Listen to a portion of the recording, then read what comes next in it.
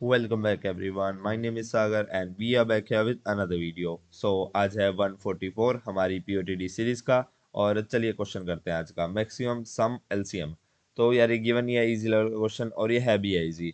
So first of all we are given a positive number n and you need to write a program to find the maximum sum of distinct number such that the LCM of these numbers is equal to n. So हमें सारे के सारे ऐसे numbers निकालने हैं जिनका अगर हम LCM करें तो अब वो हमारा किसके n के इक्वल आना चाहिए। तो हमको बस उन सारे नंबर्स का सम रिटर्न कराना है। तो यार इसका मतलब क्या है, हमें ऐसे सारे नंबर्स निकालने हैं जिनका एलसीएम करने से n के इक्वल आना चाहिए। तो यार ये बिल्कुल सिंपल लॉजिक है, हमें सारे नंबर्स निकालने हैं मतलब हमको n के सारे फैक्टर्स निकालने हैं। तो n के सारे फैक्टर्स का अगर हम एलसीएम करेंगे तो वो चीज़ गारंटी है कि वो हमारे पास n के इक्वल आएगा। तो सपोज करो हम कोई एग्जांपल ले लेते हैं। हमने अगर एग्जांपल लिया यहाँ पे 30 का, तो 30 के फैक्टर क्या होते हैं, सबसे पहले 1 आएगा, उसके बाद 2 आएगा, तो 3 भी हमारे पास फैक्टर होगा, 5 भी फैक्टर होगा एंड 10 भी होगा हमारे पास फैक्टर, 15 भी होगा और उसके बाद आई थिंक सिर्फ 30 होगा। तो इन सारों का अगर हम एलसीएम निकाल लें तो एलसीएम निकालने का आई होप आपको तरीका पता होगा। तो एलसीएम निकाल के इन सभी का हमारे पास जो लोएस्ट कॉमन मल्टीपल आएगा, एलसीएम की आपको फुल फॉर्म पता होगी, तो लीस्ट कॉमन मल्टीपल हमारे पास इन सारों का 30 आएगा। तो इन सारों का 30 आएगा तो हम इन सारों का हम सम रिटर्न करा देंगे। तो ये तो यार बिल्कुल इजी लेवल का क्वेश्चन है, ये हमारा डायरेक्ट लॉजिक बना रहा है। हमको बस इसमें क्या फाइंड करना था, ये वाला चीज, हमको इन सब का सम कैसे रिटर्न कराएं। सो हमें यहाँ पे क्या लिखा हुआ है, मैक्सिमम सम रिटर्न कराना है सभी डिस्टिंक्ट नंबर्स का जो हमारा एलसीएम एन के इक्वल करे।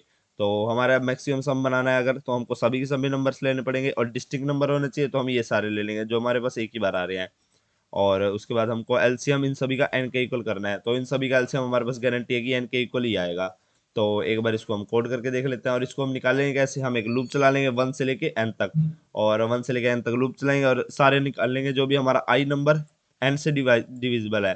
तो एन मोड आई निकालेंगे अगर हम, तो वो अगर हमारे पास 0 के इक्वल है तो मतलब ये नंबर हमारा डिविजिबल है एन से। तो इसके लिए सबसे पहले हम एक आंसर भी बना लेंगे और एक लूप चला लेंगे हम 1 से लेके एन तक, i should be less than equal to n. And इसके अंदर हम क्या चेक करेंगे, if n mod i equal to 0 हो गया तो मतलब हमारा जो आई नंबर है ये हमारा एन से डिविजिबल है, तो मतलब ये आई हमारा डिवाइजर है, तो इसको हम आंसर के अंदर ऐड कर देंगे क्योंकि ये हमारा बाद में जाके गारंटी है कि एलसीएम में पार्ट करेगा और हमको इसको आंसर में ऐड करना पड़ेगा। और बस लास्ट में हम क्या रिटर्न करा देते हैं, रिटर्न आंसर। तो एक बार इसको चेक कर लेते हैं हमारा कोड सही चल रहा है कि नहीं। बट इसके अंदर हमारी time complexity square root of n है, तो हमारे पास कैसे यहाँ पे काफ़ी बड़ी वैल्यू आ रही है कंस्टेंट में।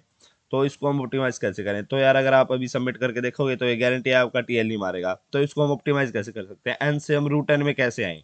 तो यार आपको ये चीज़ हमने काफ़ी बार हमारी पीओटीडी सीरीज के अंदर करी हुई है, आपको ये चीज़ पक्का पता होगी कि हमारा अगर हमको किसी भी नंबर्स के हमको फैक्टर्स निकालने हैं तो वो चीज़ गारंटी है कि वो उसके रूट एन के अंदर अंदर सारे फैक्टर्स आ जाएंगे। तो सारे फैक्टर तो नहीं आते हैं यार, जैसे 30 है तो 30 हमारे पास क्या है, 30 का रूट क्या होता है हमारे पास, 5 का स्क्वायर 25 होता है, 6 का स्क्वायर 36 होता है, तो 5 पॉइंट समथिंग आएगा 30 का रूट है ना। तो 5 पॉइंट समथिंग आएगा, हम 5 मान लेते हैं।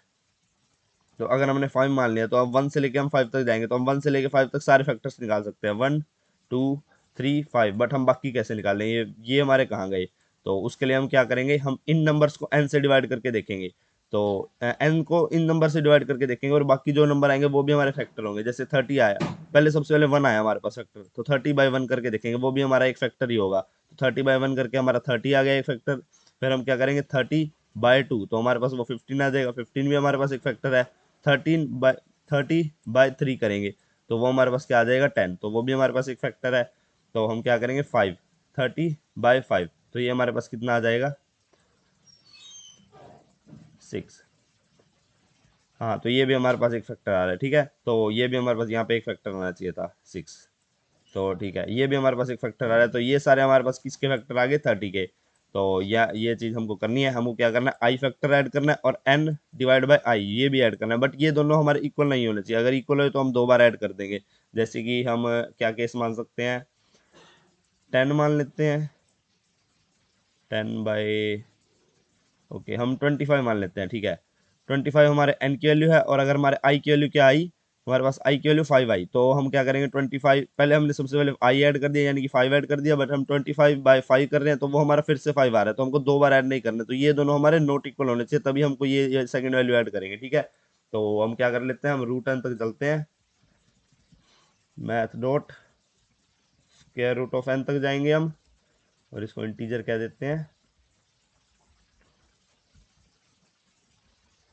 यहाँ पे इसको इंट कह देते हैं। एंड इसके अंदर हम क्या करेंगे, if N by I is not equal to I, तो हम इसको भी ऐड कर देंगे, answer plus equal to N divide by I. तो बस हमारा काम इतना ही था। अभी हमारा अब 1 से लेकर रूट एन तक चल रहे हैं हम, और अब हमारी टाइम कॉम्प्लेक्सिटी रूट एन है।